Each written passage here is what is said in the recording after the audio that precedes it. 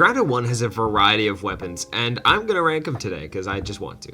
Starting at the bottom of the barrel, the lowest of the low, the suckiest of the suck, we have all hammers. Every single one of these hammers suck, dude. Like, they're not good for weapons.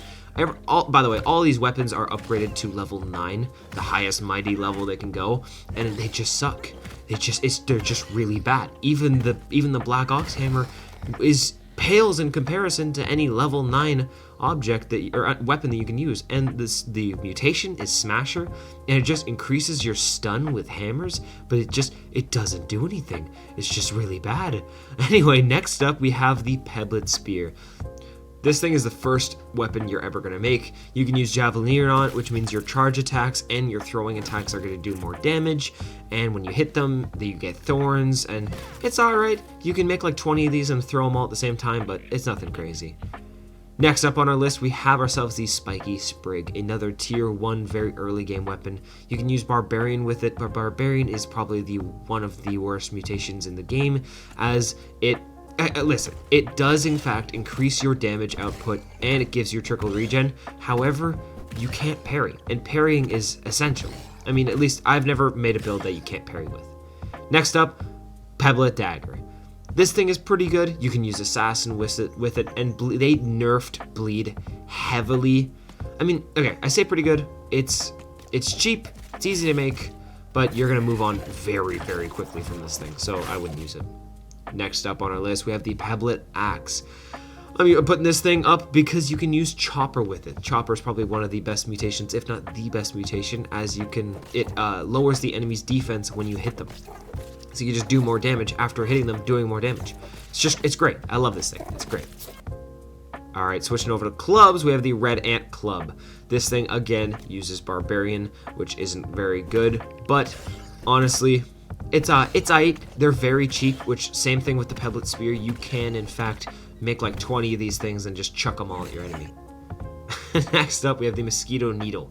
This thing's obviously made from mosquito parts. It's a sword, which means you can use Blade Master on it. And it's pointy, it does lifesteal. It's aight. Next on our list, we have the Larva Blade. I'll put this thing a little bit higher because it does poison damage. It's a blade, I guess, nothing crazy. A step up from the Larva Blade, we have the Spider Fang Dagger. This is literally just the exact same thing as the last one, but just better, and you can actually use the Assassin mutation with it. For some reason, you can't actually use the Assassin mutation on the Larva Blade, but you can on this thing. In my personal opinion, this one's better. We have the Bone Dagger. This thing is just the Spider Fang Dagger, but with more damage, more stun, but no poison. It does also, however, increase your parry window if you upgrade it down the Mighty Path. So it's pretty damn good. My favorite weapon early game. Next on our list, we have ourselves the Stinger Spear.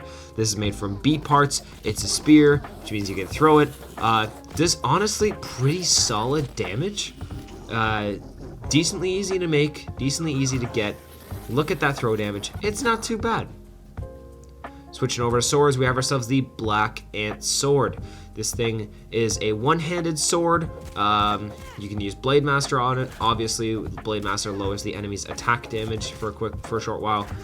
I like it. You can use a torch with it. You can use a shield. It doesn't matter. It's pretty good. Next on the list, we have the Insect Axe. I like this thing because, again, it's another axe, which means you can use Chopper on it. And Chopper's the best mutation. I love Chopper. It's just great. I love this thing. It's great. All right, next up, we have ourselves the Bone Trident. This is my favorite early game piercing weapon. And yeah, it's just simply great. Very easy to make, and just like the Bone Dagger, it increases your parry window. However, throwing it can be pretty dangerous. Next on the list, we have the Tiger Mosquito Rapier. This thing is a step up from the Mosquito Needle, and it's basically just the exact same thing, but with better stats. So better damage, better stun, better lifesteal. It's pretty good. And you can see the lifesteal in action right here. So it's nothing crazy, but honestly, it's pretty good. I like it. Next up, we have ourselves the Tick Massachusetts? Hold on.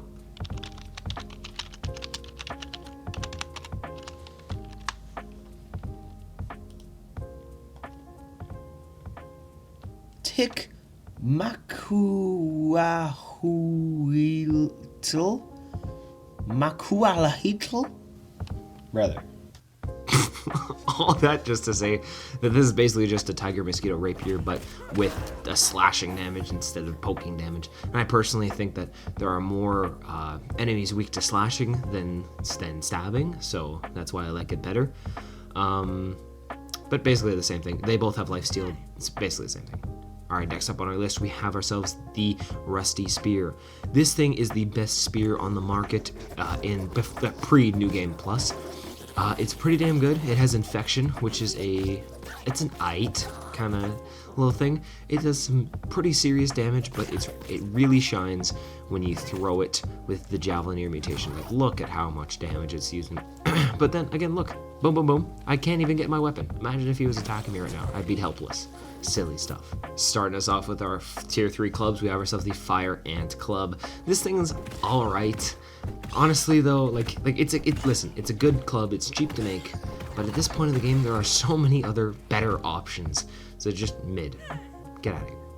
You get this weapon after completing all 6 mixers. It's the Prod Smacker. This thing, honestly, okay, does great damage. There are better options at the time of the game. However, if you charge it, kaboomskis, look at that, dude. If you charge and hit, a huge AoE shock attack, which does a crap ton of stun. So there are better options, but it's great for dealing with small swarms, okay? Next on the list, we have ourselves the Pinchwhacker. This thing is great as you can get it pretty much as soon as you unlock bombs in the game. So, like, extremely early in the game. It's a tier 3 weapon. It has a guaranteed shock attack after every 3rd hit. And of course it's AoE, so you know it's pretty good. The shock attack does do a bunch of stun. You just have to be careful because in multiplayer, if your buddy's using this thing and you're not, you will get smacked around by the shock. Like it's like no tomorrow. It's crazy. Next up, we have the Salt Morning Star, the first flavored weapon. It's a one-handed club, which means you can use a shield or a torch with it. Very good, I'll say. If you hit a little Weevil with it or an Aphid, it'll turn into Jerky, and it's the weapon you use for the Mantis, so pretty good. Next on our list with the flavored weapons, we have ourselves the Spicy Coltana. Now this thing is insane for killing spiders, as pretty much every spider is weak to slashing and spicy at the same time. And if you every 3rd hit has it extends your parry window, and if you parry while this window is extended, it will give you an attack boost for your next attack. But honestly, there are just better options. Upgraded down the Fresh Path is the go-to weapon for everybody for fighting the infected broodmother. It's the toenail scimitar. This is an extremely quick one-handed sword. So it's a one-handed slashing weapon that does infection damage, or like the infection effect, and that's pretty good. And like I said before, if you upgrade down the Fresh Path, this is the weapon that everybody uses for killing the infected broodmother. It's insane. Some people's favorite weapon, the Termite Axe. This thing is extremely easy to get because as soon as you get to the upper yard, you can go straight to the woodpile and kill some termites and get this thing. And it's chopper, which means you can use the chopper effect on it. It does an insane amounts of damage. It's one-handed, which means you can use a torch or a shield. On the offhand, like, it's just a very versatile weapon. I like this thing. Next up, we have ourselves the Club of the Mother Demon. Some people are gonna hate me for that, but honestly, it's just, when you upgrade it down the Mighty Path, you only get Broodmother Poison, and, I mean, listen, it's a great weapon, but I feel like there are better alternatives, you know? Like, I feel like there's one better club in this list, and I just can't find the hype in it, you know? One of our final weapons, we have ourselves the Antlion Greatsword. You get this, usually most people's first tier 3 weapon besides the Pinchwhacker. You get this thing from obviously killing antlions. It's an insane dual-wielded great sword that does a crap ton of damage against anything. Like, it's just awesome. I love this thing, dude. Freaking great. So we have finally made it to our top 3 list, and the bronze medal, the top 3 spot, goes to the Scythe of Blossoms. This thing is a great weapon. If you upgrade it down the Mighty Path, you get Yoke Blows and critical hit chance. and it does chopping and slashing damage at the same time, although unfortunately you can only use the assassin effect with it.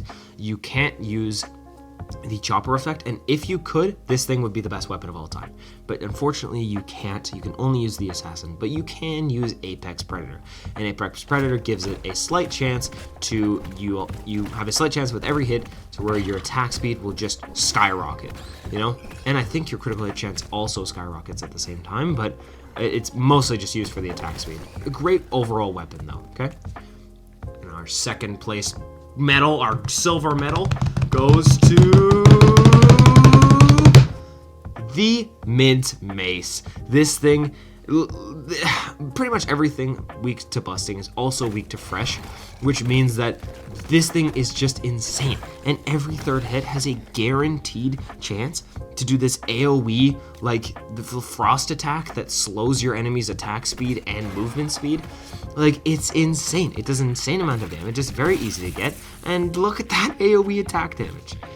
And if you've been following along, you should know which weapon takes the first place, the golden trophy. It is the Acid Edge. Oh my crap, dude. This thing is insane. First of all, look at the design. Look at how the sun just moves through its candiness glory. The best thing about it is when you upgrade down the Mighty Path, you get this thing called Finale Fury. And this essentially, I mean, first of all, that's awesome. And when you get Finale Fury, right? Every third attack will have a guaranteed chance to increase your attack speed, right? So you hit a third attack, boom, boom, boom. Now you're just running through them. You're running through them. If there's multiple, like, they don't even stand a chance against you because you're moving so quickly, right? And like, there are very few things that are weak to sour attacks, like it's mostly like robots, but it doesn't even matter. Look at the roly-poly. The roly-poly is weak to, it's resistant to chopping and sour, and this thing is just destroyed the roly-poly. And you can upgrade this with the sleek fire ant set to get plus acid damage. Like, it's insane what this thing can do. And you can use Chopper on it. It's just amazing. I love this weapon, and it's the best weapon of all time. Definitely 100% takes the cake for #1 weapon. And thank you so much for watching. That is the end of my little ranking system. If you agree or disagree, or you just want to say hello, let me know down in the comments below. Please like, comment, subscribe, do whatever you want. Do all of it, do none of it, doesn't matter. As long as you guys watch this video, that's all that matters to me. You guys are making my dreams come true. I love every single one of you, and have a great night. Bye-bye.